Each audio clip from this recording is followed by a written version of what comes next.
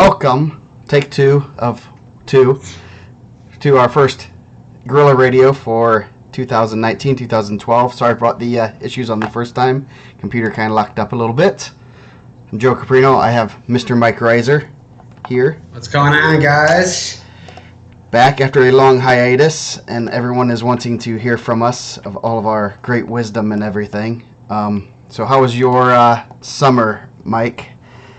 Busy, man, busy. We the girls are getting older, so we're doing a lot more activities, which is more softball and a lot of other stuff. But try to catch as much wrestling as we can, and follow along on Twitter, which has been great. You get almost every result. I've seen all the results from Fargo. So anytime I'm at a field and I get a good service, which isn't always the best service at the complexes, but I was able to keep up on a lot of the summer stuff, and we finished off the end of my, obviously the coaches don't have an off season, but the end of my off season we got to go to Top Golf and do the IndianaMat thing, which was pretty awesome. Yes, yeah, that was a good time. Oops, it says episode 69 on there. Oh well. Oops, is that you or me? Sorry, that was me. I was turning my phone on so I could read the comments here. Yeah, okay. I'm just making sure the comments work on my end. So yeah, we had a good off season. We had a good little get together last weekend, and now it's time for all the fun of rankings and all that good stuff. Had a good off season. I think it was pretty fun off season to say the least. Fargo was not the greatest. Not our best showing. No, we had some. Evan Bates really kind of burst onto the scene. Was runner-up, beat a guy that was pretty highly ranked right off, first, second round in freestyle, and then he ended up being a double All-American. Seltzer was second, lost a heartbreaker, guy that likes to be down, and he was right there. And then Drake Buchanan was sixth. So for freestyle, we only had placers and cadets, which is a little bit of a bummer, but a lot of good showings there. Kind of an interesting class that we have in the right now, because we have those, we have Mendez, who probably would have placed pretty high. Allred would have done pretty well. He was injured. Just a lot of guys that, we had some good showings. It's just Fargo is tough, and especially at the junior level, it's real tough. Yeah, I mean, like you said, I had talked to Keith right before that, and not having Mendez, who was out doing international stuff, which is like really you said, cool. I had talked to he had a great summer. I don't think that I'm sure we'll touch on. I seen the itinerary. We have an itinerary tonight, so that's always good. Yes. Yes. This is one of the few times we will have an itinerary. Usually the first couple, and then we just go off script. Yes. But he obviously had a great summer, so he was doing some world stuff, which was really cool. But we also had a bunch of guys kind of out, like you said, Silas with the injury, and luckily he's going to be back for the season, which is great for Indiana wrestling and great for him and his career going forward. That'd be cool to see him finish out, possibly him and Bates, which would be really cool. Yeah. Because obviously Bates had a really good summer, and Chesterton's been turning out the big guys of late. Yes, they have, and that's that's one of my matches to see, and we most likely won't see that per what I've seen on their schedules until state, so that'll be fun to watch. I think that would be a great match, and two nationally ranked guys are both. I think Silas was 2, and I can't remember. I know that there we go. That's why we don't have our comments. Okay, and Bates has been anywhere from about 6 to 10, 12-ish. So both two. We don't get very many ranked guys battling each other that much, so it's good to see that. But trying to think while I'm trying to get everything going. But that was a good. Having those guys. Obviously we've seen that with Chad and Nick Lee, were two, a real big one with two nationally ranked guys that were just kind of going at it, which was really amazing. Two highly ranked guys, and turn around, they're highly ranked in college now also, which would be good for those guys. Going forward, I see a lot of the discussion on flow or whatever, where they're talking about Nick Lee's going to smash him. But last year was close, and Chad beat them in high school, so I think that'll be exciting going forward. Yeah. So hopefully Silas and Evan Bates have that same projection going into college where they can have the career of those guys when you have couple-time All-Americans their first times out. Yeah, no, it should be we have some good upper weights, college stuff. I know it's kind of down on our itinerary, but college stuff, Purdue's wrestling real well. Their 57-pounder, Kendall Coleman has been tearing people up. He looks really good. They almost beat Arizona State. Say that again? Kendall Coleman's a Mount Carmel kid. Yeah, no, he's tearing some guys up. It's pretty good, pretty fun to watch. IU's been doing pretty solid here. Definitely interested in watching both those programs keep going in the right direction.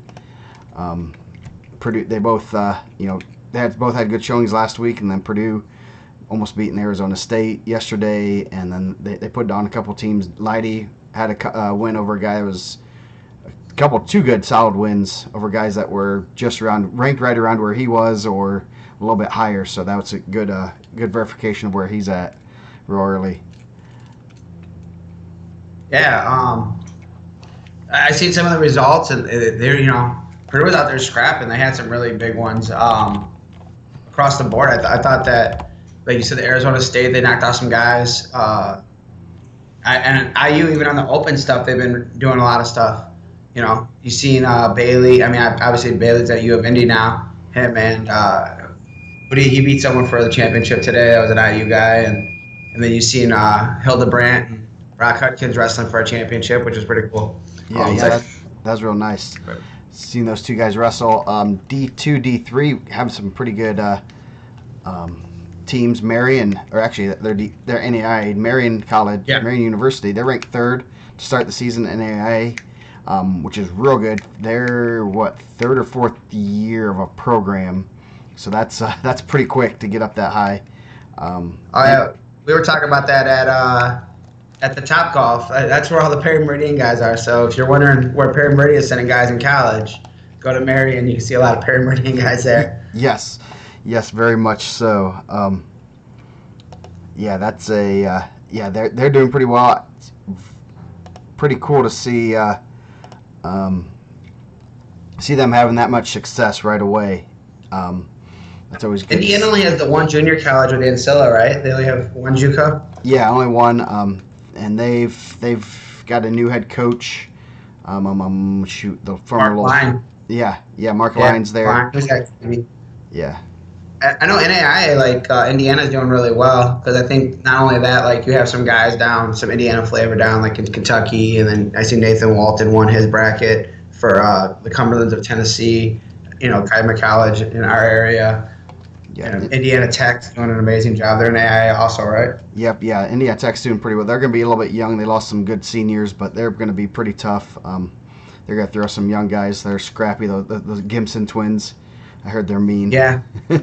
So, it's going to be pretty interesting to see those guys get after it. And, NAIA, the rankings, they're always interesting because there's the running joke that you don't know who you're going to wrestle until it's the turn of the semester. I know talking to Travis Barquillo, he said they wrestled somebody. I don't want to mention names of schools, but that they wrestled him December 10th or something, beat the snot out of him. Then they come see him at national duels, and it's 6 new guys in the lineup that became eligible or transfers and stuff, and so you never know what you're going to get with NAIA until second semester starts. Yeah, and then you can also submit 2 guys per weight for their national tournament, correct? Yeah, that's really cool. That helps with recruiting like you wouldn't believe. Just because I don't have to bump up a weight class. I can wrestle 2 guys. And last year I know Grandview had 2 guys in the finals, and they oops, there goes my computer. They had 2 guys wrestling in the finals, and it ended up being a defensive fall. That was how the match was decided, which was crazy. And that I can imagine going to the hanging out with that guy after I got a controversial defensive fall against me in the finals, national finals, and having to see that guy around campus the rest of the year. I don't know how I'd react, even if he was my teammate. So that should be. Bailey beat Alec White for Purdue. They were wrestling today at what Brent Hoffman, which obviously was like a match that could have been a state championship match in Indiana. It wasn't, but that's pretty awesome that those two guys are competing at a high level for that. Yeah, and I saw Nick South lost to Carson Karchula pretty close there. That's a pretty solid. Not that he lost, but Karchula's. They're saying that if he goes right now, he's a top 10 ranked guy. And then Donnell Washington lost to Rocky Jordan, who a lot of people were saying was pretty high up there too. So definitely very interesting to see how these guys all pan out, especially those red shirts for IU. D3, we have Wabash ranked number 2 to start the season. They're very much like a D3 is similar to NAI, where you're gonna get some random guys show up at the semester, but not as bad. But yeah, that's pretty good ranking for them. They have a pretty solid team, top to bottom. Crown Point guy Darden Sherg, ranked number 1, returning champ, and they have some other guys ranked pretty high. Pretty good to see. Good to see not only do we have Purdue and IU wrestling well, we have the lower divisions are still doing well. There's so many kids going lower divisions, which is pretty cool to see. Some of our higher placers doing those types of things. Yeah, I just found out I had a root canal last week, and my dentist is a former Wabash wrestler, so he was pretty excited. Nice. He had the Indiana hair down. He was like, "Oh man!" So as I'm getting all this work out of my mouth, talk my ear out. So. Nice. It was good. Did good work. Nice. That's good. I guess other housekeeping stuff. We had 9 guys on the world team, 9 guys and gals, sorry, at the world, the world level, from cadets all the way through seniors and U23, which is a record for Indiana in 1 year. It's pretty cool to see. I was at the world team trials for juniors, and got to see Paris, Davison, and Brayton all make the team at the same time. That was pretty cool. That's knowing those guys. Not only on a from an IndianaMat standard, but also knowing them just casually, great kids, and it was pretty neat to see 3 Indiana guys on the junior team. Oh yeah, I mean that's really amazing. Obviously the guys that were in Brownsburg for the Dream Team were able to see the guys compete at a high level. These guys were top guys, and then to continue the success. I seen Harris wrestle the other night, broke his finger, dislocated it. They popped it back in place, and he finished the match against North Carolina. It's pretty dirty. Yeah. No, yeah, I saw that too. Paris won a world championship, pinned his guy in the finals, Mason Paris style. Yeah. pinned his guy. Oh man, that all the stuff that you read is that he's setting weightlifting records at Michigan with Adam Kuhn still on campus, which is pretty amazing. Yeah. So no, I think that he's gonna do pretty well. Yeah, he started out. He beat Stencil, who is the guy that beat him in the round of 12 last year. Beat him pretty handily, 9-2 or something last week, and then a good win, like you said, against North Carolina with a broken finger. That was a good win. That guy was a 3-time PA state champ too. Yeah, no, that North Carolina kid. Yeah, so that was pretty neat to see him win a world championship, first Indiana wrestler to ever win a world championship at any age level, which is pretty cool. Lucas Davison was runner-up, which was really, he had, oh man, I was so close. Right there, pretty close to winning that match against the Russian. And the cool thing about Davison has another year, so he can go back next year for the junior age group and hopefully kick some butt. And then Kayla Miracle was a silver just a couple weeks ago. Actually, was it last week? 2 weeks, yeah, a little over a week ago at the U23s. She also made the senior world team and did pretty well there too. So pretty neat to see all those all the guys and gals representing Indiana on the world stage. Made us feel pretty good. You look at the by state, how many kids per state, and we had more quite a few states. We were top 3 or 4, and that's all women's, men's, and Greco and stuff, and we're not very good at Greco right now. Does that include Stefan qualifying Serbia for the Olympics too? No, I did not have him. I mean, technically, yes, he was on the world but that's a technicality. He did. Pretty amazing, right? Yeah, he's basically qualified himself for the Olympics. Technically, he's qualified his country, but he's pretty much the only one for wrestling for Serbia, which is real cool. He's going to the Olympics next year, and that's pretty neat to say. On his will. Yeah. Michigan had two guys too, because one of the other kids, like what was it, like San Marino, the small part of Italy. Yeah. He was was it Amin? I can't remember. It's one of those guys that he qualified his weight for the Olympics, and same thing. He's the only one in there, in his country in that country that wrestles. So, pretty neat. I mean, you're going to the Olympics. I don't care how you're doing it. You're going to in wrestling. Awesome. Wrestling is one of the hardest things to do because there's only 16 spots. Especially for Stefan. If he didn't qualify at the World Championships, he would have to go through the Euros, which is really tough, and then maybe win the couple last chance qualifiers to qualify. Now he doesn't have to do that. Now he can focus on training, and he looked real good at Worlds. Pretty cool to see him doing well there. I know there's a lot of people that kind of get wishy-washy because he's not wrestling for the USA, but he's still USA. And there is, what is very interesting, like you said, there's a big Serbian population over in Cedar Lake. Northwest Indiana is a pretty diverse area. We kind of say that a lot. When we do the announcing for the Harvest Classic and stuff, there's a lot of tough names to announce. So yes. Let's see if can I get this stuff to go. Oh well, I can't see the comments. So oh well. I'm just seeing right on the Facebook feed. Everyone's just saying hey. Yeah. So now the last thing, I guess, on our little off-season recap. Who's number one? Jesse Mendez got to wrestle there. Really cool. We went out there. Great time there. And just a pretty cool event. And Carver Hawkeye, definitely not quite as many people as it usually holds, but really neat event there. Jesse did pretty well. Won his first one, then lost his second one.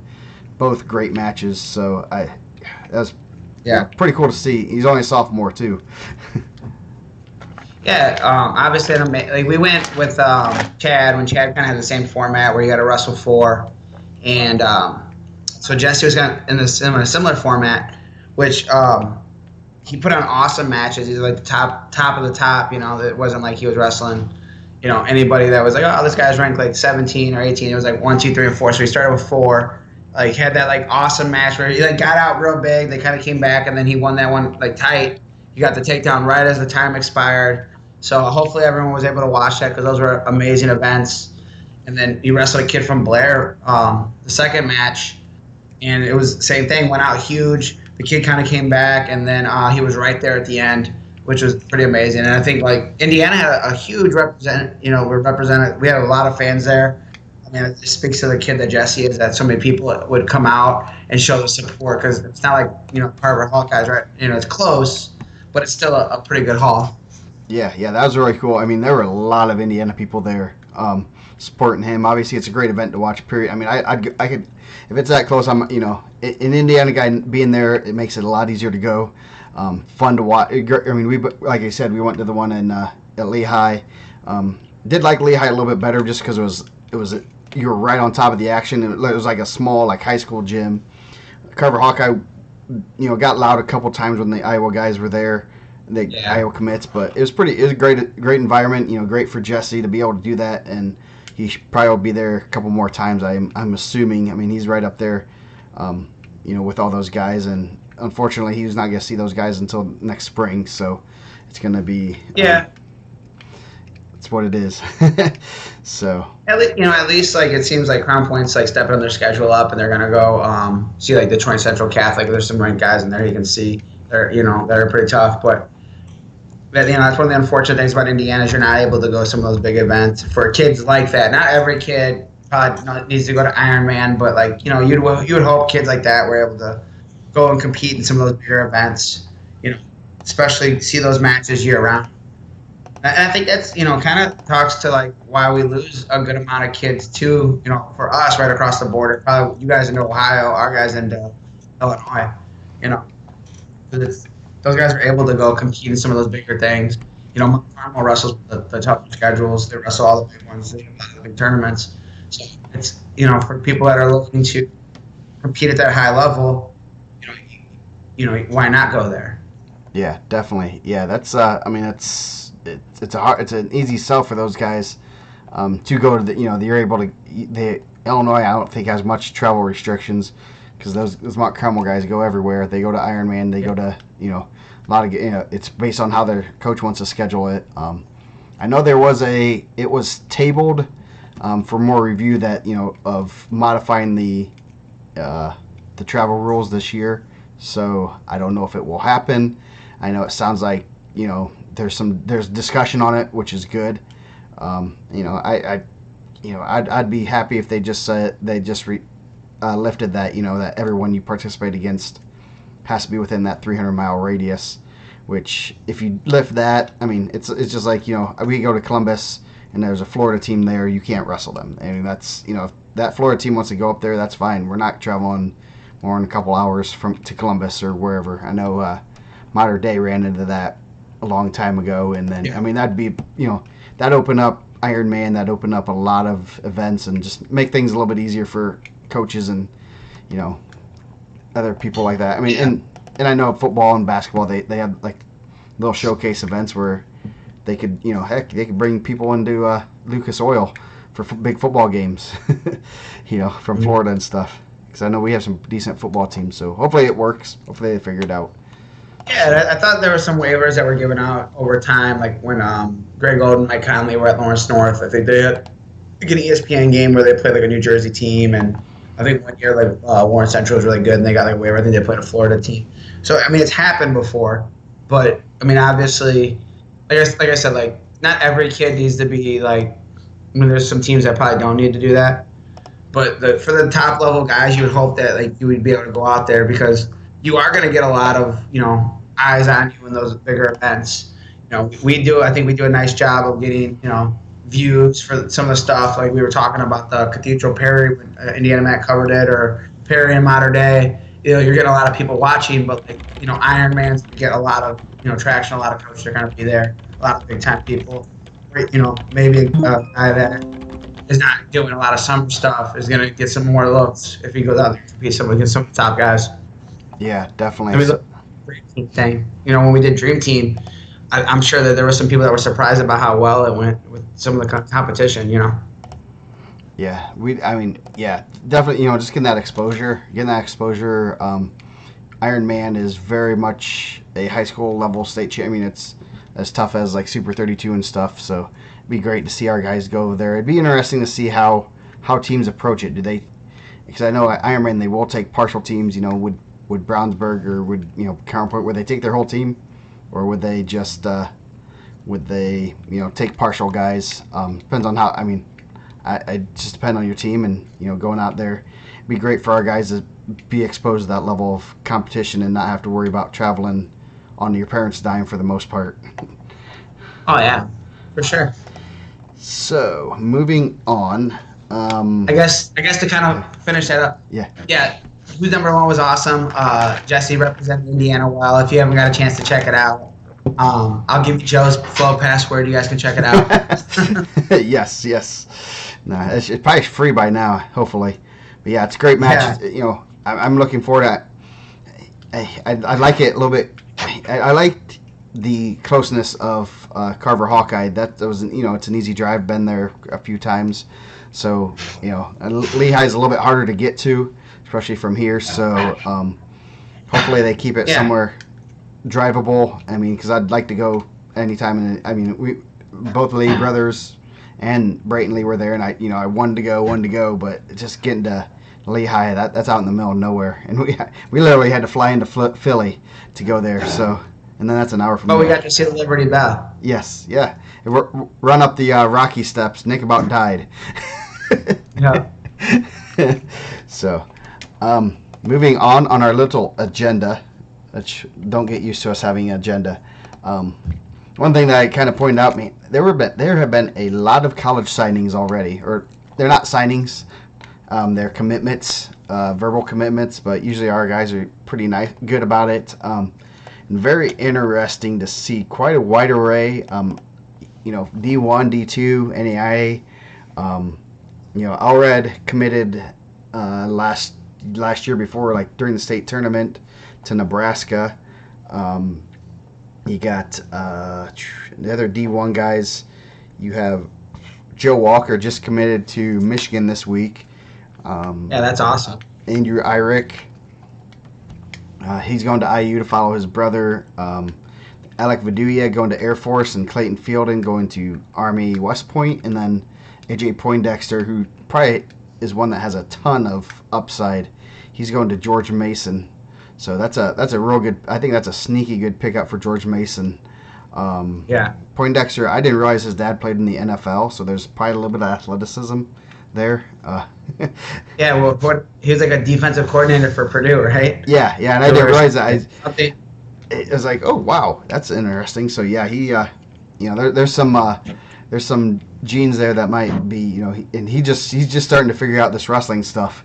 He went from 5th or 6th at sectional to state qualifier and lost in overtime. So. Yeah, pretty amazing, and like even better is like he's just a great kid. And I think that like more than anything, you get to talk to some of the kids, and they're just amazing kids, and that's a really good kid. I'm happy that he's able to, have the success that he's having. Yeah. Like you said, I don't think he's even scratched the top of his ability. I think he's gonna be really good. Yeah. Indianapolis picked up a couple good guys, Ray Rio and Braden Lowry, both guy ranked 1 and 2. One of them, I won't tell you who, but yeah. And then the magazine's on sale still, so we won't go too much in the rankings, but they're 1 and 2. Yeah.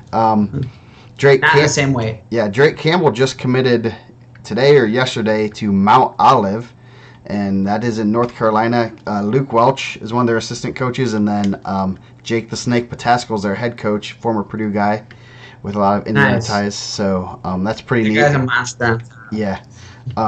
Just neat. It's good to see Indiana Tech's picked up Jacob LaPlace. McKinley Kemper's going to Lindenwood. I believe that's where his brother was a couple-time All-American. He just sent me a message yesterday. So pretty neat to see. Hayden Prater from Rochester's going to Northern State. That's coached by, I can't think of his name, but he was a former Manchester wrestler and Indiana kid. So it's pretty neat to see all those guys committing to different places. Braden Lytle, and I guess we might as well just get on that subject. Committed to Ohio and won't be wrestling this year. Yeah. Yeah, that's unfortunate because I think, I've always really felt this way because when we watched him at the IndianaMat Open the first year when he was a freshman, I was like, man, this dude's unbelievable. And he had like a good run, and then he had some transfer stuff where he lost a year, lost his sophomore year to a knee, wins a state championship as a junior, and it sounds like he's going to lose his senior year to a knee also, which is unfortunate. Yeah, at the IPO, I'm bringing it up right now. Oh, yeah, this is like a crazy run for a guy that was an incoming freshman. Yeah, there it is. He got 3rd. He beat Jose Diaz, state placer. Who's also wrestling Division I right now. Yeah, lost to Corey Gammett from Michigan, who's pretty tough. Beat Wyatt Miller, sorry Wyatt, who was a state qualifier. Probably would have been a placer if he didn't get a rough jaw of Jacob Moran. Beat Hunter Watts, state champ. Luke December. Who's also a Division I wrestler. Yeah, from Tennessee. I'm pretty certain he was a state champ. Beat Jabin Wright, who was a 2-time state qualifier. Beat Caden Rooks, who was a 2-time state champ, just to get 3rd. That was just, and he wrestled 1, 2, 3, 4, 5, 6, 7, 8, 9 matches in one day. And beat all those guys. So that's a run, and he only had one match that got terminated early. Obviously those consolation matches are 1-1-1, but they're still pretty tough matches when you have to, wrestle guys like wrestle guys like Rooks and Watts and all that. Yeah, that was a run, and he's won. When Viduya won his state title as a freshman, he was the only one that Viduya lost to. So definitely, one of those that you look at what if. But he's going to be doing well there. That's a good pickup for them, and I think he'll do well at the next level. And Ohio seems to have this little pipeline to Indiana all of a sudden. Yeah. Same thing. Like all the schools, like West Point, has had a good run of guys from Indiana. Air Force has Colin Pointer there. They give Viduya. So I think that a lot of these guys that are going to these other schools are starting to go places where there's a little bit more Indiana flavor too. Yeah, definitely. That's good to see. Guys, we want to see those guys stay in Indiana, but it's also good to see, they're going to great schools. You're going to Air Force, you're going to West Point. That's pretty high up there. That's not by any means low-level schools, and obviously they're going there for beyond 4 years. They're going to be, serving our country, so that's pretty neat to see. Yeah. Great pickup, guys. Yeah.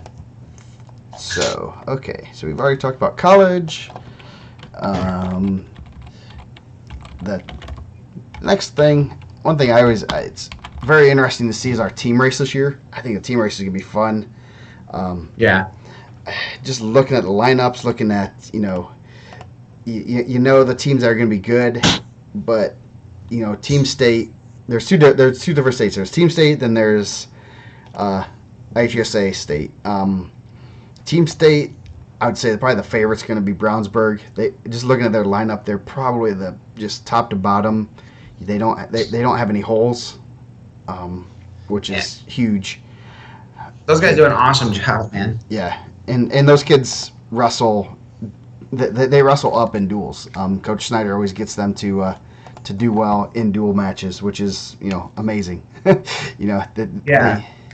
seem to wrestle a lot better in dual matches, and you see that they get a lot more upsets and things like that in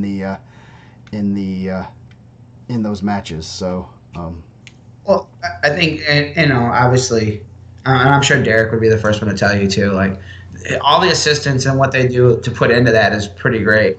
Like, look at last year, they get a kid that's a first year wrestler. He was a young wrestler. I don't want to say first year, and he goes out and wins the state championship. And they've had good heavyweights, and not to body shame Ricky Clark. That's not a guy that you would assume that's going to be right there contending for a title. And he's in the mix. He's in the state semifinals. So I'm sure not only Derek, but I know that he's surrounded himself with people too. You get a guy like Dorian Keys, who went on a run last year to a state championship. So, but I just kind of pulled up the rankings and just looked at it. Heavyweight's going to be a really good weight this year. Yes, it is. That's going to be one. Keys is obviously the favorite, but I know he tore up his knee at Scholastic Duels, and he actually didn't start playing football until a few weeks in to the season. So he's he missed a lot of time, not only just football but also wrestling wise, and not just athletically getting better, lifting weights. I'm sure he probably did upper body type stuff, but so he's gonna have a little bit of rust, athletic rust more. I don't know how their football team did. I think they might have lost recently. I know ours just lost. So, but yeah, it should be very interesting to see that heavyweight weight class is going to be fun. That's going to be one of my. Obviously, I have some vested interest there. So that one should be real fun to watch. But, I'm excited for Brownsburg to come up to the region this year. I know they've had Airsman on the staff, so I've been hoping they would come back up. And obviously, Snyder was at Mishawaka for so long. But it's good to see they're going to be at Carl Carnahan, so you get to see some of their matchups with them at Crown Point, which would be good. Yeah, that's going to be a real good one. I'm kind of excited for that one. I know they wanted to see if we would be interested, but we host our own event that day, so we're not able to come. Should have got that, man. But we'll see Crown Point at least twice. We'll see Crown Point at Westfield and then probably at Al Smith, so we get to see those guys enough.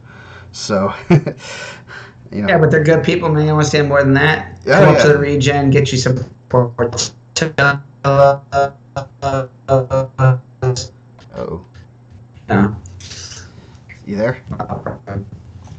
Looks like I'm losing some. You there, Mike? Hello? Hello. Uh-oh. Uh-oh. You there? We're reconnecting. Hold on a second. You there? We lost you for a second. There you go. Yes. Yeah. Technical difficulties. My computer got... Yeah. So, okay. What's next on the agenda? Oh, the team race. I mean... Yeah. Yeah. Well, I mean, I guess kind of segue right into Crown Point. They're going to be right there for the mix, too. You know, they're not going to be at the team state of it. But I think, you know, and not to, like, rant on that, but I feel like that's, like, one of the flaws is, like, I think we're in an age now where we can kind of get an idea of who's incoming and who's going to be an impact. Like, we knew that, you know, Mendez is going to be good. Like, Crown Point added, like, a Sam Goyne, who's going to be in the mix for a state title, Logan Frazier, you know, Cody Goodwin, Orlando Cruz, and those are all impact guys that are coming in right now. You know, guys that'll be, you know, right in that mix, but you know they're not going to be at team state, and but they'll be. I bet point wise they'll be right in the mix for a team state title. Yeah, they're definitely. I mean, they have two guys that are you have Goen, and then you have Mendez. Obviously, Mendez is a pretty heavy favorite. Goen's obviously a favorite right now. Obviously, 106 is one of those weights where it's going to be. You never know what's going to happen. I mean, you kind of have some young guys that might just start figuring things out or what. So that should be very interesting there. But he's a high placer, and then you got a couple. You get 2 or 3 other, 3 to 6 placers, and you're in a state title run. Yeah, I mean, not only that, you're bringing back Mendez, who's a champ. Who, you know, but barring something crazy, you would assume he's going to be, you know, right in the mix again. You have Bedic, who was right there. You have, Roberson, who was right there. You have Holland Donor, who was a returning qualifier. So you have a lot of talented guys returning. So they'll be right there. I mean, Cathedral is one of those schools that was always in the mix, and they even got better now. I mean, I don't know if they're better because they graduated a ton of guys, but individually, like they're right there in the mix too. You add a Holden Parsons, you know. Yeah, you got Seltzer, who's Seltzer and Bedic, both at 120 that are going to be title contenders. That's huge for both teams. Roncalli also has obviously Parsons, who's a title contender there. You throw Cathedral. Yeah, for Cathedral, I mean, and then you have Rogers. Yep. There's 3 title contenders right there. Logan Bailey. Yep. Oh, geez, don't want to forget him. No, and Bailey has a man. He lost a tough match at semi-state and just put in some time this offseason. He just ran through some people. I think he's wrestling with a little bit of a. I put it in the magazine. He's wrestling with a chip on his shoulder, and that's kind of scary because he's kind of a mean wrestler when he gets on top, and he's out there to prove some people. Just he wants to end on the right note, and there's four title contenders, 5, whatever. I don't know. There's a lot. Yeah, and you're talking about like a guy that jumped from 6 to 32, and that's a huge jump to make that adjustment. Now you're not making that. I see someone post like, "Oh man, what was Logan Bailey?" Like going to 32 to 38 is not going to be the end of the world. Now he's got that weight, and I think you've seen that at IndianaMat where he rolled guys. He was killing everybody. I thought he looked really good. Yeah, he was probably one of the most impressive guys at IPO. Yeah. Mainly, obviously Mendez is pretty impressive. He's pretty darn good. So yeah. Zeke Seltzer had a really good run. He beat Colton Drusis, who's an Indiana guy that he wrestles in Illinois that just committed to West Virginia, and he beat Bedic there, which is pretty amazing. So obviously that's good. I mean, the team race is gonna be fun, and you got Modern Day. Modern Day has hammers. Modern Day might have like 3. State level guys on JV this year. We were talking before. Yeah. It just depends on where guys go.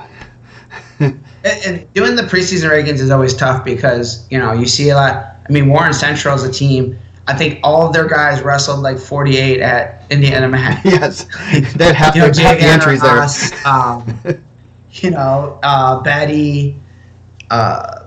They had another guy too that wrestled who's really good. Jawan Anderson. Yeah, Jawan. Yeah. So he hasn't even been in the lineup, who's really tough. One of the probably better backups in the state, and they all wrestled the same weight. It's like, okay, and obviously Coach Kurlick, how do you get that taken care of? Like you don't want those guys not in the lineup, you know. But on top of that, they have some really good guys. You have David Pearson, you have Charleston Perry, you have all these dudes that are going to be really good. Yeah. So yeah, no, that's going to be. You can't even go up because you got Bryce Coleman, who's really good. Yeah, and that's kind of.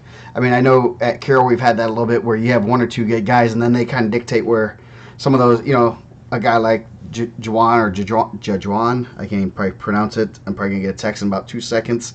That's good, Anderson, man. Yeah, figuring out, Coleman's probably going to dictate where those other guys go. It's one guy's going to sit, I'm going to go here, and then everyone else kind of fans out from there. But at the same time, it's, man, I mean, some of those, in modern day, man, all their guys are wrestling 126.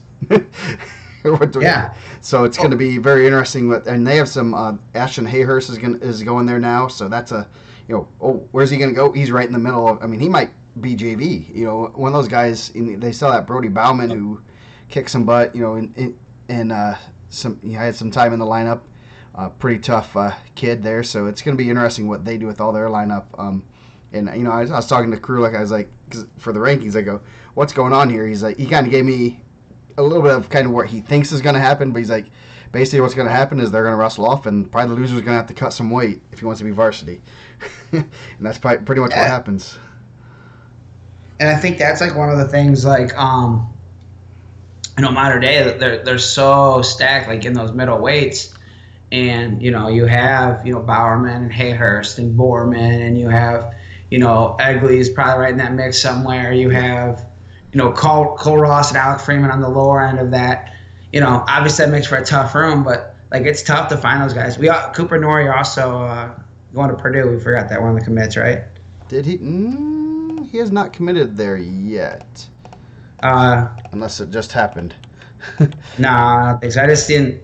He isn't a producing. Maybe. Oh yeah, he's been visiting, and I had to ask him. He hasn't committed yet. I know he's taking some visits, and he posted pictures there. The one time I got a little, I had to send him a message. I go, "You didn't commit, did you?" Because it kind of read a little bit of a different way of like, did you commit or did you not? So he's been taking some visits. So you should. Everyone should take their amount of visits. And but modern day, like it'll be interesting to see how it plays out because they're kind of stacked across the board because they have some bigger guys with Gabe Solers and McCartney Parkinson and Scott Fitz, who wasn't in the lineup last year, who's actually really, really tough. So it'll be interesting to see how they play that out. So, Coach Schaefer, I'm sure he'll get that taken care of. That's first world problems, I'm sure. Yeah. No one's gonna shed a tear for them. I mean, you got Dickens, you got Fitz, some guys can't even get McCartney, and there's guys that are like, yeah, I got a hole at 160. It's like, okay, yeah, we got 7 160s. Yeah, so. Ron Colley be right there. Obviously, Ron Colley has like so much top end talent. It's crazy, and they've done a really good job. But we talked about Lowry and we talked about Beduya. You got Freegee. You have the little Lowry's coming in. Sam Slivka's had some good wins. So yeah. Ron Colley's going to be sneaky good. They won semi-state last year, and they like you said, those 3 guys, Freegee, the great auctioneer. Junior world champion in auctioneering. Yes, that's true. I'm not making that up. We're going to do an article on that soon. Ooh, I got to say that too. Awesome. Yeah. And yeah, you got Beduya, who's a favorite. You have Lowry, who's a high favorite. You get 2 champs. Another, if you get 3 in the finals, that's huge. That's 70 points, 60, 70 points. And it's Team State's going to be, it's going to be interesting. It's going to come down to draws. I know last year we kind of looked at and, thought Brownsburg might have a chance, and then they got some ugly draws, and you knew. I mean, you're not going to win it with 5th place finishers.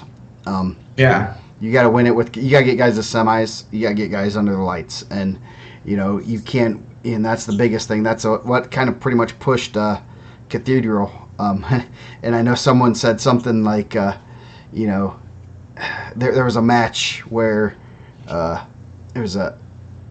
I think it's one of the Rogers matches. They're like that's what won won state for Cathedrals. Rogers winning a couple close matches, and it wasn't even him actually winning state. It was him, winning, Saturday morning or Friday night, or or even modern day, losing a couple close ones Friday night.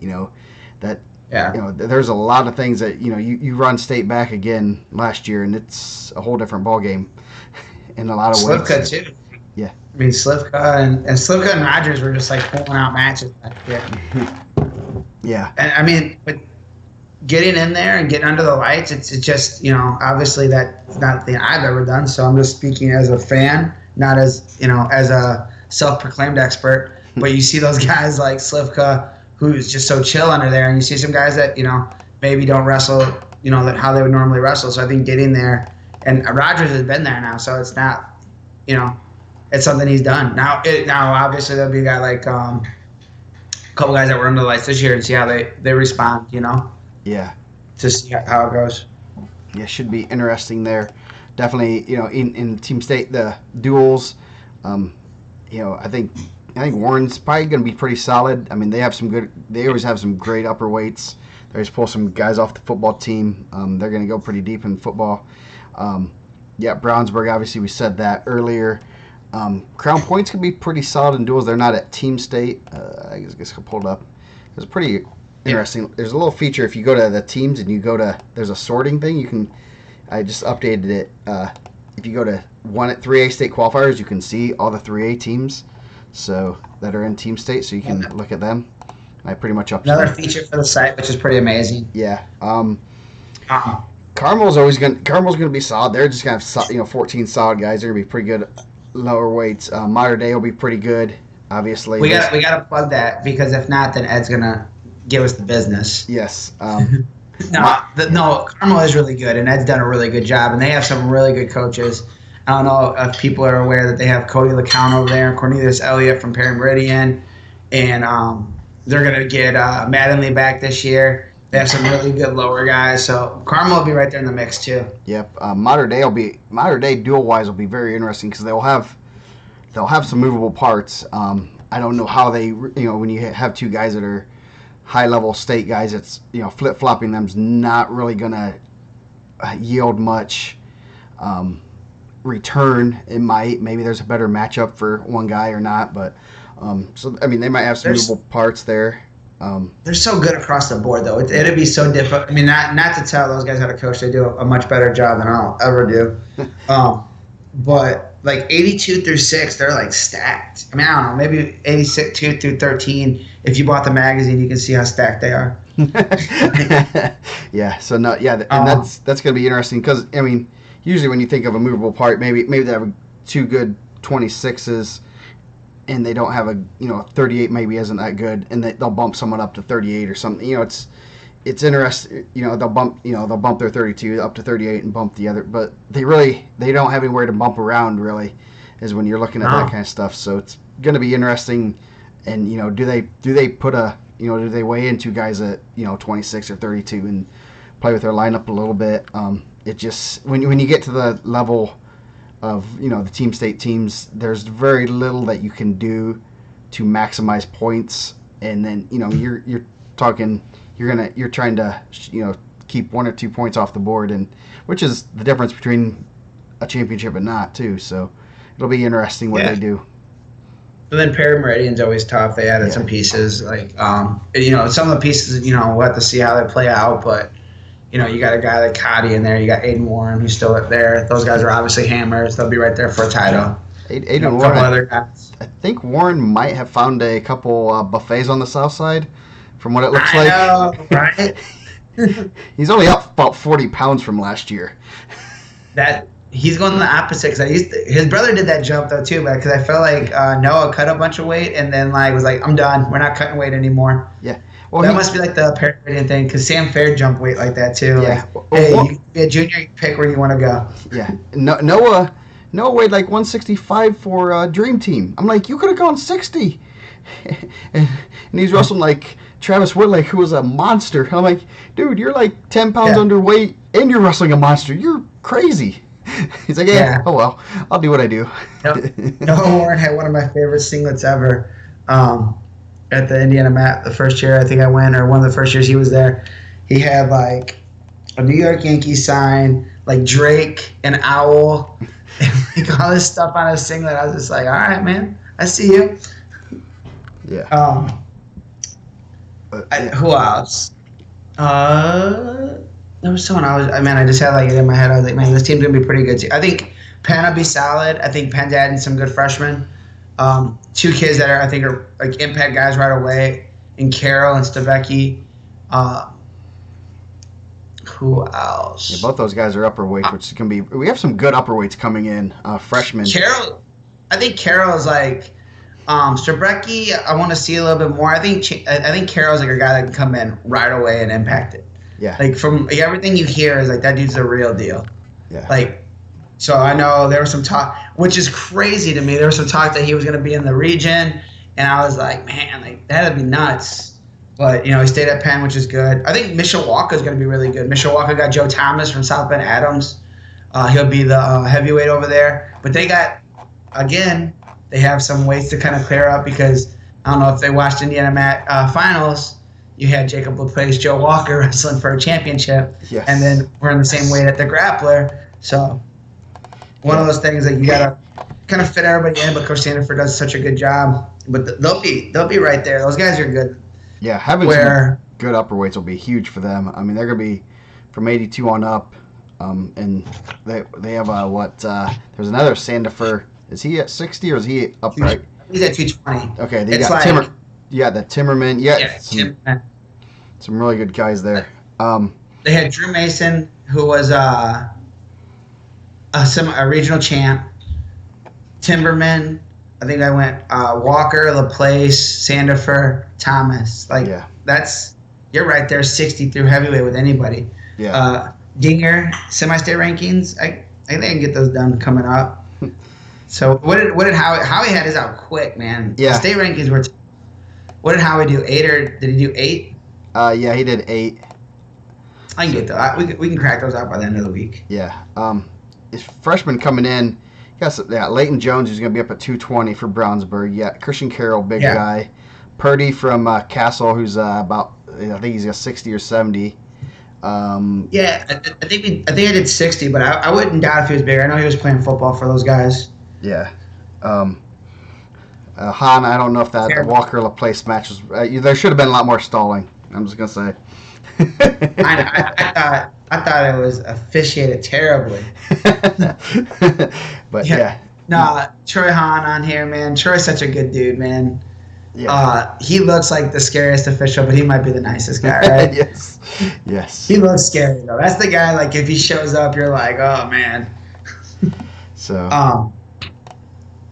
And I think he also did their WrestleFest. There's like a picture of him with a top hat and a bow tie. And a very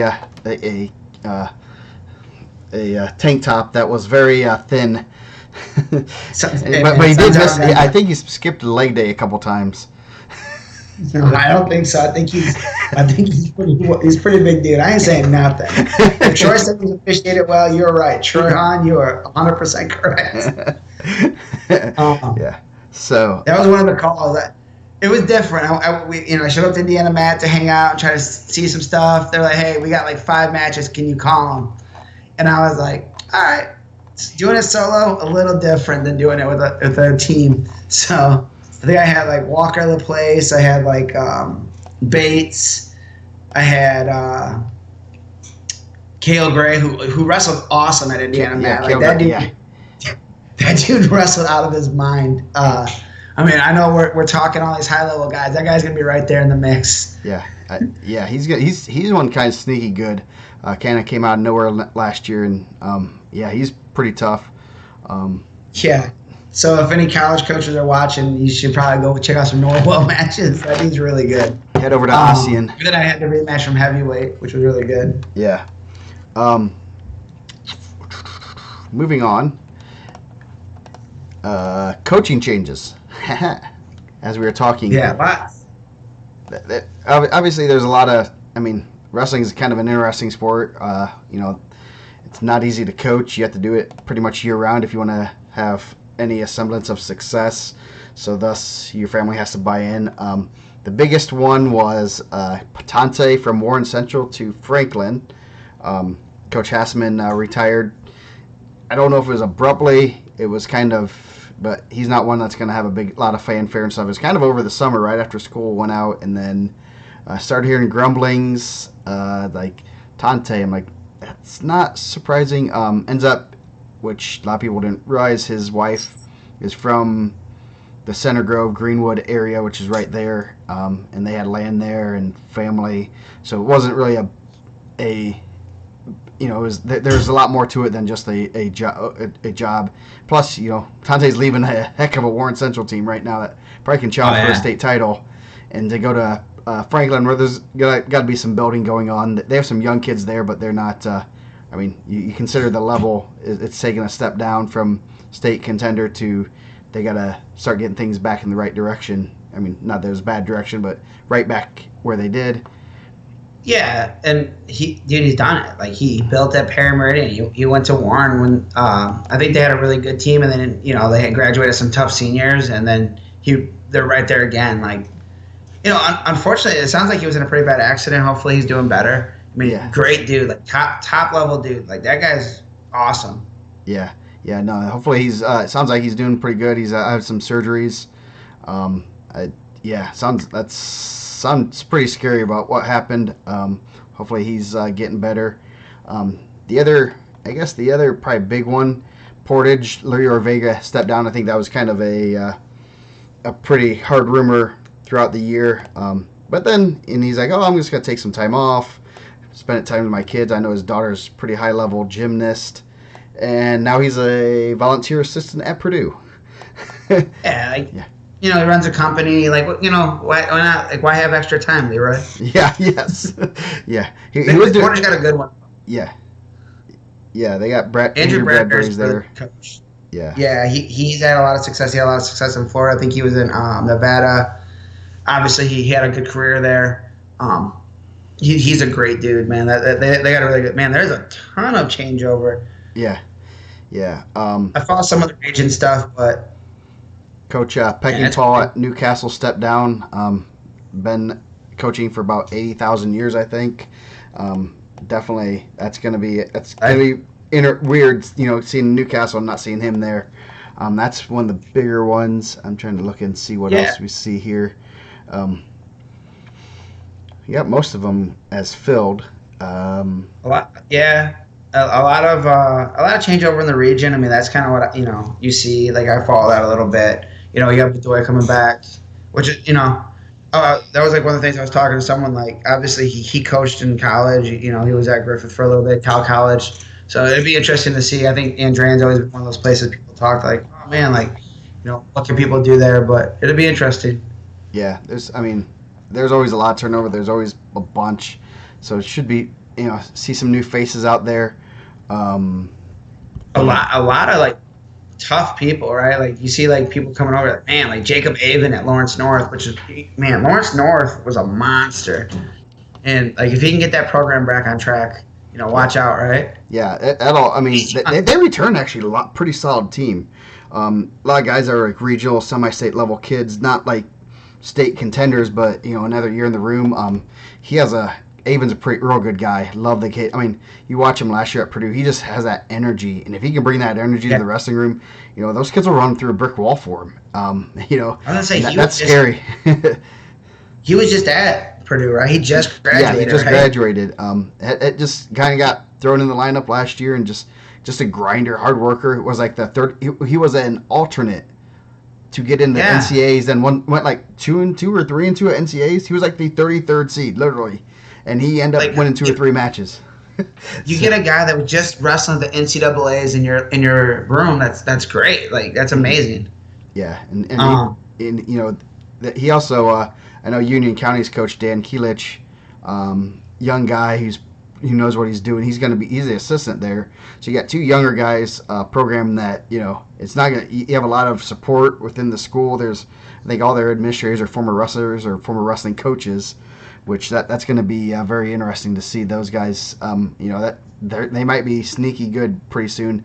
I think they had like 8 or 9 regional level kids returning. So that's always that's a good thing to have that. The cover's not bare there.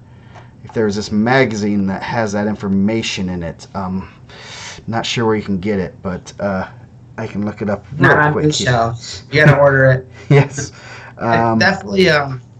It's interesting. It's always interesting to see the changeover. Some guys that were there for a long time, like, that change. It's sometimes you just need a different voice. See how these guys do it. It's pretty exciting. Yeah, they have Lawrence North has 8 returning regional qualifiers, 2 that went to semi-state. So that's a pretty solid base to start, your year, and pretty solid sectional and regional. So they'll be doing pretty good there. Next fun topic. Something we're gonna do probably every episode, at least try to. It's been 10 years, the 2010s. This year will be 2020, so we got an all-decade team. I put some votes on the Twitter, and the people have spoken. They are saying that Mr. Stefan Micic of 2012 is their pick for the best wrestler of the decade. So, and not to cut you off. So when we do this, we're doing it every weight going forward. Because I thought Stefan Micic 126 was like unbelievable. Yeah. Now, like Stefan obviously was good at 6, or was it still 3 then? He was awesome. No, that was but 6 I didn't there. feel like I don't feel like he was like that. Wasn't the best Stefan for me. Stefan 126 that had Nick Lee in the semis. That major in the semis. Yeah. That was pretty amazing. Yeah, he could be on. This is the way I'm taking it. It's the 2012 Stefan Micic versus the 2013 Chad Red versus the 2017 Braden Curtis, 2011 Nathan Boston. At that time, Micic right there. He won Fargo that year at 98 pounds or whatever it was. 100 pounds. So obviously he was pretty good. The one that I would say, and this is, I probably might get some crap for it, but Cody Phillips was ranked number 1 in the country after his sophomore year, which would have been 2010, at 103 pounds. Yeah, he was my 2. I had Cody Phillips as my 2. Yeah, I mean, I'd say Micic was probably my number 1. Micic or Phillips. Those two I'd go back and forth. Sternis, obviously we got to see what he does. Obviously he's not here anymore, but he also was one that probably could have been right in that mix. Who else was your number 1? I thought Jake Moran. I thought Jake Moran coming off that. I thought he was really good that year. That was his junior year, correct? Yes. Yeah, his junior year, Jake Moran, I thought was pretty unbelievable. Yeah. I thought he had some really good ones. I mean, obviously, I would have went Micic over Nathan Boston. Obviously, Boston returned the same weight the next year, and Micic won that weight. Jeremiah had a good run, but I would have went with Micic on that. But I thought junior year with Jake Moran was really good, and Cody Phillips was my 2. And then I thought I was also waffling. I didn't want to put Micic because obviously you want really Micic on there 3 times. Yeah. Yeah. Yeah. I think that's going to be very interesting. I mean, it's hard. You're splitting hairs here. I mean, I look at how they were. And obviously we're cutting this off, and this is 2012 version of Micic. Obviously, the 2014 version was out of this world. So yeah, I think you're gonna have a different feel too, because you're almost weighing it across their entire body over. And Stefan, we talked about earlier, just qualified an entire country. Or freshman Chad was pretty unbelievable too. Yeah. So freshman Chad was pretty good. But that was the year he played. I look at how they're doing nationally. He didn't place in freestyle and freestyle at Fargo, but did place in Greco. That was also when Greco was first, and usually got beat up a little bit if he did both styles. So he was right there. Placed at placed 7th at Super 32 that year. So he's right there. That is definitely not the best version of Chad Red. Obviously, no. I think his obviously senior year. You're going to say that's the best version. Well, is that going to be? I mean, that was the big debate then, Chad Red, Micic, Lee. So that's going to be exciting. Yeah. Man, ton of votes for these. That's awesome. Yeah, we got a lot of votes there. And we're going to do this every week by Wednesday-ish. Would kind of be a semifinal. There'll be three three votes. Then the top three, the winners of each one, and then plus the one with the next highest votes. And just so people know, since we had the weight change, we have 112, 113, 119, 120. Obviously, those are pretty easy. 25, 26, obviously pretty easy. 30 and 32. The big one, I just had to figure this out. 35, 38, and 40 are all one weight class. That means there's 12 guys there. Don't crucify me for it. And then we have, then obviously 45, 52, 60, then 70 and 71, and then 82 is its own weight. So there's only going to be 8 guys there. Just don't crucify me on this. It was just the best way I could separate everyone. So it's going to be kind of fun. I mean, I was looking ahead, looking at like some of those like 45 and 52s. I'm like, ooh, yeah, that's going to be, I mean, you have like, you're going to get some monsters up at like 95, 89. Yeah. I mean, you're talking like Davison, Sliga, Silas, right? Yeah. Like at 145, Eric Roach, LeCount, Brayton Lee, Jason Surtis, Kuvac, Slivka, Roach, again. He's going to have to go up against himself. Hopefully he wins. And then Malloy, Joe Lee, Matt Lee. Oh, man. I was just looking at some of these. 95, 89, 95. Davison, Sliga, Ripel, Lucas Davison, Sliga again, Klimola, Allred. Man, I mean, there's some hammers. Yeah, good. And then you got 3 Mason Parrises, which yeah, he has a good shot. Yes. He definitely has a good shot. Yeah, but you also have like Julian Robinson. I'd love to see a Julian Robinson Mason Paris match. you know. So it's gonna be fun. Just have some fun with your voting. We're gonna do this every week, so it's gonna go on for a while. Over 1,000 votes. Yeah. Do you want to hear how I really voted? Sometimes I waffle on here just to save face. And the Cody Phillips, Chad Red, Asa, Brandon Cernas, I voted Cody Phillips. And he was like almost to the bottom. He only had 13%. I think people forget how good he was because he had a lot of injuries that last year. Yeah, those last 2 years weren't his best. I mean, he honestly probably was better his freshman, sophomore year. And that's something, that's kind of like what you said. People were kind of, you want to take it that year, but you do see what they've done past that year. So you're going to see, you're saying, well, Cody Phillips didn't even play at State his senior year. Well, yeah, but he also was number 1 ranked, in the country after that sophomore year, which is pretty hard to do when you're in Indiana. I think he dealt with a lot of injuries. Yeah. Where did he go? He went to Minnesota, right? Yeah, he went to Minnesota for a semester, and then just wasn't the school kind of really wasn't his thing. Definitely, now he's head coach at Franklin County.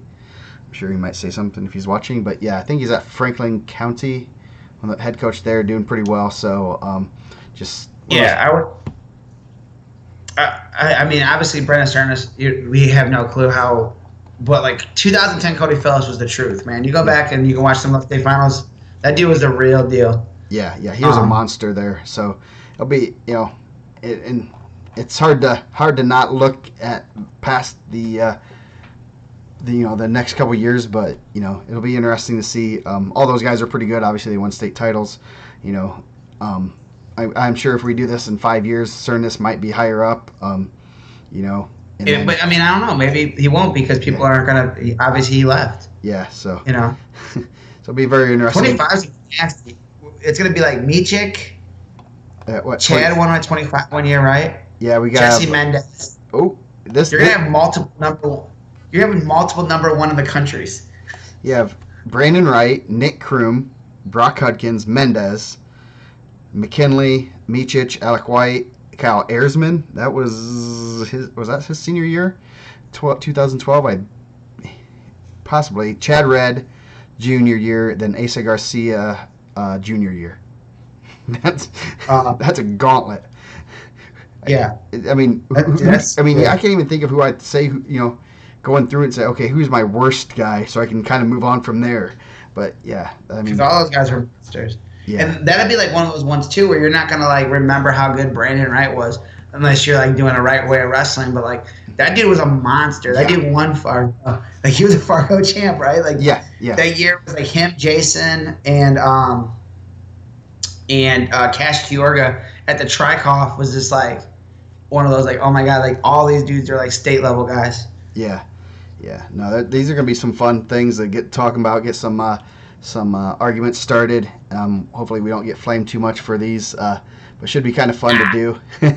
No, I think it's like an all-time thing. Yeah, and what are you gonna do? Yeah, these are going to be. I mean, I'm just looking ahead at Jared McKinley, Nick Lee, Graham Rook, Surtsis, LeCount, Chad Red, Garcia, Neil Malloy, DeAndre Wilson, Braden Bailey.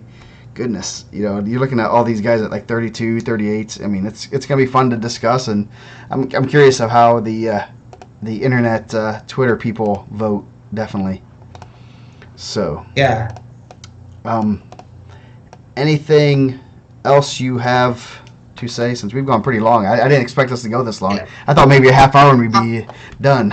I guess like I'm more of a somber note. I'm sure like the message board isn't going as hot as it normally is. It's kind of starting off. But I know that it was posted that the official Mike Londo had passed away. Mike Londo had been a big part of Indiana wrestling for a long time. He had done state finals. He was a region guy, so I got to see him an awful lot. He's a really good dude. Yes. He had passed away a couple weeks ago, so yeah, that was definitely. Yeah, that definitely. I mean, in good health and everything, and that's unfortunately. Yeah, that wouldn't. I saw that, and it's he's done a couple IPOs. He did one of my favorite matches I've ever coached. Just always nice guy. Always said hi. Yeah. Definitely will Great be dude. different not seeing him on the sideline, or on the mat actually. Yeah. Reffing. And obviously, like officials are not always. I mean, I respect everything they do, and I know that there's times that people are upset with them. But Mike was always a professional, and I think that they always did a great job. So it's unfortunate. So thoughts with his family, and Yes. I know like talking to Troy and some of those guys, they had some stuff. They're gonna do some stuff this year for those guys. So Yeah, definitely one of those things. Yep. Some reminders. First one, buy the magazine. Our rankings are in there. Some great writing, articles, and some write-ups on your local teams and then teams outside. Covers off the hook as usual. There's some just great pictures in there, and always try to make sure as many kids get. I try to make sure there's not duplicate pictures of kids, because we have so many great kids and so many great pictures. So it's always cool to say you're in a magazine. The team schedules, one of the cool new features is if you go to teams and you go to a actual team, you see their schedule. I think I have average about 14.5 points out of 18, which is like schedule points for each team. Go make sure your team is correctly scheduled. You have all your events, right times and stuff. There's going to be some really cool stuff going on in a couple weeks once season starts.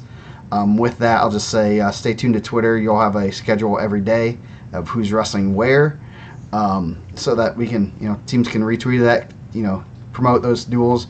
Heck, how many times do we have guys on the board say, hey, I'm coming home for Christmas. Are there any matches, are there any Perry Meridian matches going on this, over this next week? And, you have to wait for a Perry Meridian person to comment. Now they can just go, we can just say, hey, this week Perry has this match and this match. It's pretty neat to see, be able to go right to their schedules and look that up. So pretty neat thing. Check your schedule out. There's a sticky topic up top on the forum on how to do your schedule if you don't know how to. So it should be pretty neat. I know Dane loves it, and we're gonna try to do like a weekly, what's happening this week kind of post, so that everyone knows what's going on. And then, any comments on that, Mike? I'm sure you'll like it since you'll be able to find some matches too. Pretty cool. Yeah, I mean, obviously we're always looking for rate matchups, and just the site always pushing forward. We had, starting off, we were adding like match results, and then, when you go from that, then you go to profiles. Now you're getting like who's ranked on these teams and returning semi-state guys, who has profiles on the site, and now you get a schedule. So it's just like amazing. The site's always pressing forward. Always put. I love that people are always like, oh man, thanks man, you do a great job on the site. I was like, literally all that stuff, I do none of that. I do the shows and I do rankings. Yeah. So always appreciate the pushing it forward and finding new things, because it'd be easy to sit back and say, hey, this is all we're gonna do, and I'm sure there's a lot of people that do that, but you guys are always pushing forward, which is pretty amazing. Yeah, and then the last thing, if you guys have any ideas for articles, for anyone at the Cool Stories, I know Tice Friege I've already told him that we're going to do an article on him. He was a junior world champion in auctioneering. The family is really big into auctioneering, which is just, it's one of those things that you never know about until you're deep into it. It's pretty neat, and I kind of, he was on the Gorilla team at Disney, talking to him about that, and I go, I'm going to do an article on it. That's pretty cool. It's pretty neat to see. It's a great story. Yeah. Obviously he's a good kid, but being able to do something, especially outside of, any kind of cool stories, send them to me. We're going to try to, I try to do, I have a list of what teams we've done. I'm trying to get every team, trying to get an article, any good stories on teams throughout the state that aren't getting a lot of press. I like to, I know Mike always reads an article about some random kid, like, man, I'm a fan of this kid already. Yeah. And I know a lot of those guys, people read the articles and they're like, man, I'm going to kind of root for that kid as long as he's not wrestling my guy. I've read that article and he has a pretty cool story, and he's, it's pretty neat to see, try to get that, exposure beyond the top 10, top 20 teams. There's a lot of great kids and great stories even beyond that. So if you have a story, send it to me. Email it to me. It doesn't have to be like a ranked guy. It's not like, oh man, I'm not in the top 16. Like if there's something that you think's, send it out. I mean, what's the worst I could say? Yeah. No, it's one of those things that I try to do a little bit of due diligence, but at the same time there's 4,000 wrestlers in the state, and I know there's a lot of cool stories. Just like Tice's, and there's some good stories we've seen, guys that, life didn't always give them everything right, and they, persevered through that. It's always neat to see. So if you have any article stories, ideas, send them my way, email, direct message, Twitter, anything like that. So any other comments before we go? We will be going pretty much Sunday nights, best for softball dad Mike, and probably me too. That way I can get done with things and have the rest of the week to attend to family matters. So so stay tuned. My softball life dictated my wrestling life, guys. So if you have any rankings information, send them to Mike, send them to our other rankings gurus. I know some of them, I've always got some, they've got some information already, but more information is better. Yep. Thank you, guys. And everyone that sent stuff already, man, I always appreciate it. I try to, respond to everybody and have, obviously you're taking time out of your day to send something out, I'll try to respond the best I can. So. Yeah, so with that, we will let you guys go because we went a lot longer than I expected. So we'll see you probably next Sunday, and vote for your favorite wrestlers of the decade.